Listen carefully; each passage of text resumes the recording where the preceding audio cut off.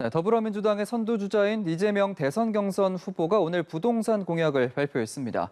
민주당 주자들은 이 후보 검증론을 들고 나섰는데요. 국회 취재기자를 연결해 보겠습니다.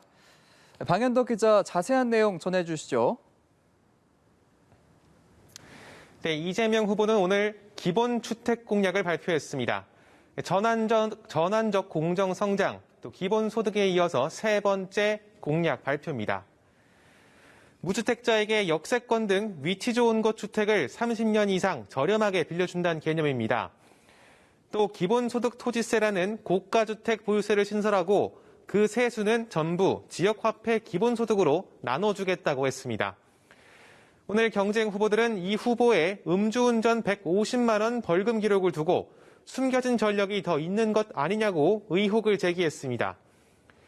김두관 후보가 100만 원 이하 범죄 기록 공개를 제안하자 정세균 후보가 검증단 설치를 주장하고 이낙연, 박용진 후보도 찬성한 건데요. 이재명 후보는 공약 발표 후 기자들과 만나서 음주운전 사실에 대해 반성한다고 사과하면서도 공천 때마다 소액 벌금 기록을 다 냈는데 그걸 아는 다른 후보들이 왜 이런 말을 하는지 이해할 수 없다고 조목조목 반박했습니다. 공약 기자회견 때는 현 부동산 상황이 총리와 장관들 잘못이라며 이낙연, 정세균 후보를 비판하기도 했습니다. 오늘 이낙연 후보는 기독교 단체를 만났고 정세균 후보는 신수도권 비전 선포식을 열었습니다. 김두관, 박용진 후보는 자영업자 간담회를, 추미애 후보는 언론 인터뷰를 소화했습니다.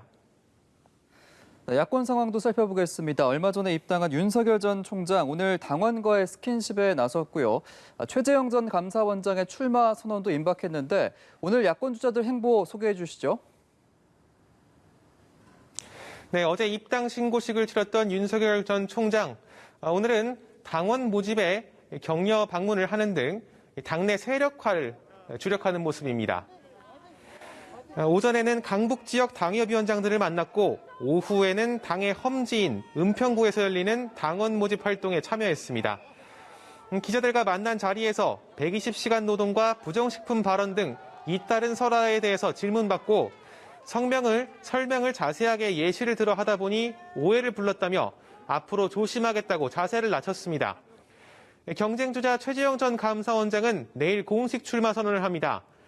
선언문을 막판까지 다듬고 있는데 감사원장에서 대선에 직행하는 데 대한 당위성을 부각할 전망입니다.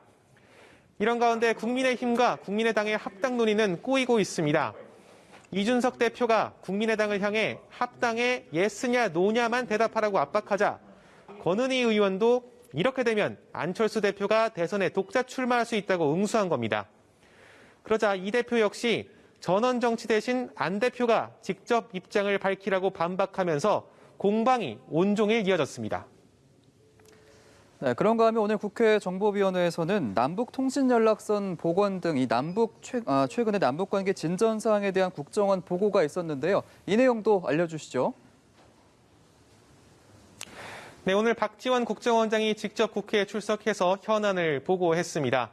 국정원은 이번 남북통신연락선 복원 조치가 김정은 북한 국무위원장이 요청한 것이라고 밝혔습니다. 지난 4월부터 오간 정상 간의 친서 교환이 연락선 복원으로 이어졌다는 겁니다. 최근 김여정 노동당 제1부부장의 한미연합훈련 관련 담화에 대해선 한미가 연합훈련을 중단할 경우 남북관계에 상응하는 조치를 할 의향을 드러낸 것이라고 분석했습니다. 박지원 국정원장도 북한 비핵화의 큰 그림을 위해선 한미 연합훈련에 유연하게 대응하는 것을 검토할 필요가 있다고 말했는데요. 이 발언에 대해서 야당은 국정원이 김여정 부부장의 하명 귀관이냐며 강하게 반발했습니다. 지금까지 국회에서 전해드렸습니다.